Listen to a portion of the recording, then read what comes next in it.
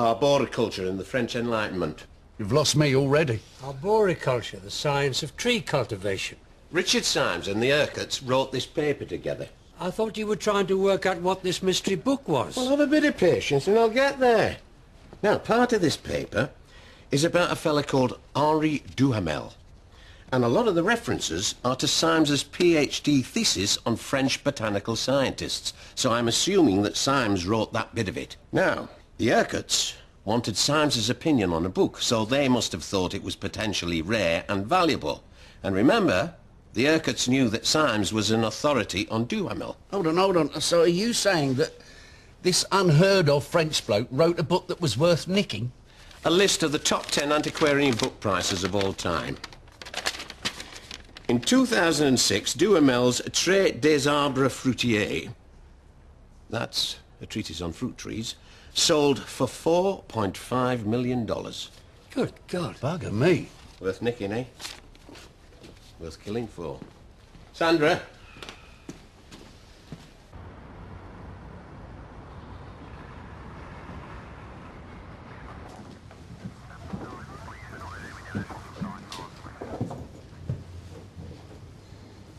If I had a copy of Duhamel's Trait, I would have disposed of it through the trade and I'd be living in the Bahamas. As well as searching your premises, we'll be investigating your financial records. Waste as much time and public money as you like.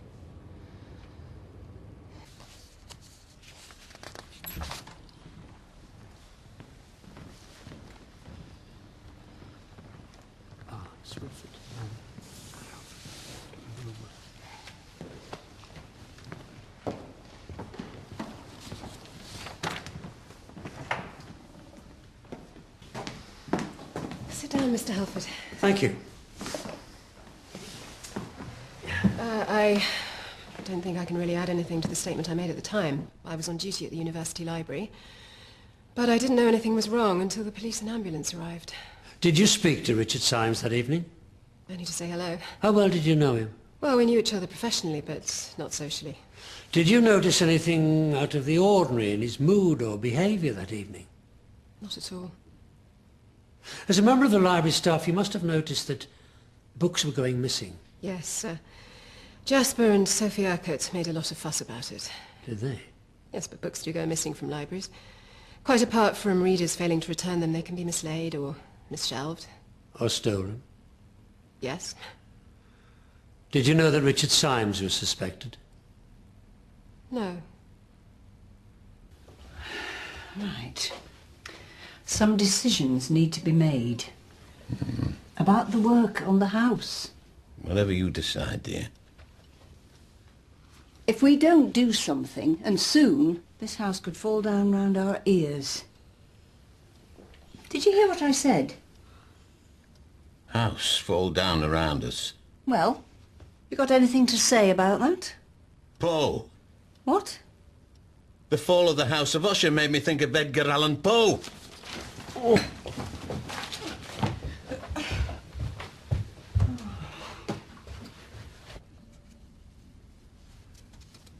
What are you looking for? Tales of mystery and imagination. Why? Because that's the answer. There you are. Esther, you're a genius. Hey, I've cracked it. I know where the book is. Really? Yes, I said from the start this whole case would be solved in the library. Is that it? No, that's Edgar Allan Poe. What's he got to do with it? Well, he wrote a story called The Purloined Letter. A compromising letter goes missing, and the great detective discovers it in open view in a domestic letter rack. I thought we were looking for a book. It's the same principle. Where do you hide a book? In a library. And that's what Richard Symes did. He nicked a copy of Duhamel, he rebound it with a fake title, and he stuck it on a shelf at the London Library. Well, wouldn't they notice? Oh, they've got 1 million volumes. How are they going to know about an extra one that's not in the catalogue? Book could sit there for years. Especially if it's an obscure subject with a boring title. Yeah, but why did he do this? Because he couldn't cash in on the book immediately. Other people were on the trail of it. The Urquharts in particular. And he was right to be anxious, wasn't he? He was killed over that book. Maybe. Oh, so who is it? The Urquharts, Tim Mortimer? Person or persons unknown? Oh, I haven't thought about that. Thank you. And where amongst the millions of volumes is this book? Well, that's the question, isn't it? I haven't worked that bit out yet. But if I could just enter into Symes's mind, I'm sure I could reconstruct his thought processes. That would be a very impressive trick, Brian. But in the meantime, tell you what, why don't you just disappear back into the library and leave all the dreary stuff to us? Witness statements, interviews, suspects... I'm sure I'll have the nub of the matter in my grasp. Mind you don't go blind.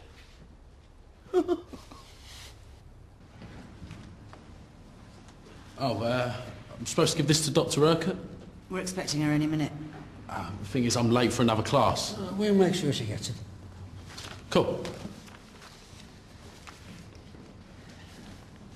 That's not how you spell plough. It is in the States. He's probably downloaded the whole thing from an American website. What? Is that what they get up to? Yeah, I told you, Jack. Doing a degree is not rocket science. Unless you're doing rocket science, I suppose. Well, actually, there are some bits that must be his own work. For must have, he's got must of, and he's spelled input with an M. Well, I could do better than this. So what's stopping you? Well, I wouldn't come to this place. I want to be able to stretch the old brain a bit before it seizes up completely. Much better places than this, Jack. Oh, hello. Hi, Sophie. We would like you to come down to the station with us to do an interview about the death of Richard Symes. Oh. Very well, then. Oh, by the way, a budding Nobel Prize winner left you this. Oh, thank you. Well, he's progressing. Really? Oh, yes. Last time he printed out the bit that said, for further information, click here. There's one thing that puzzles us, Sophie. Jeremy Bentham seems very keen to have got rid of departments and teachers who, in his terms, weren't pulling their weight, and yet he took you two back on. So what favours does he owe you? For keeping quiet. About what? One evening, we happened to be passing through the dogmatic theology section of the University Library, which was somewhat underused, and we came across Dr. Bentham having it off with the librarian, Emma. Who is now at the London Library? Yes. And of course they are both married. So you blackmailed him? In a nutshell, yes. We did, really. What do you know about a book written by Henri Duhamel called, well, in English, A Treatise on Fruit Trees? It's very rare and very valuable. Well, we have information that you found a copy of this book at the London Municipal University Library. Is that right? It's what we hoped we might have found, but we couldn't be sure. The title page was illegibly foxed. Foxed. Brown staining caused by metallic or chemical impurities in the paper. And you drew Richard Symes' attention to the book? Yes, he was the authority on Duhamel. And you were willing to cut him in on the deal? We weren't thinking about any kind of deal. We didn't have any notion of the potential value. We asked a colleague to confirm an academic discovery. And where was this? In the University Library. Richard was working there. What did he say? He wouldn't commit himself. He asked us to leave the book with him, said he needed to study it and to consult some reference books and bibliographies. And we had classes to teach. When we looked for Richard later, we couldn't find him. And the book hadn't been checked out of the university library, but it wasn't on the shelves.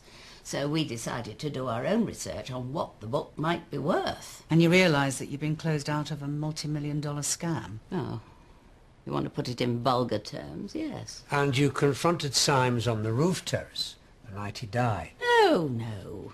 We saw him in his office.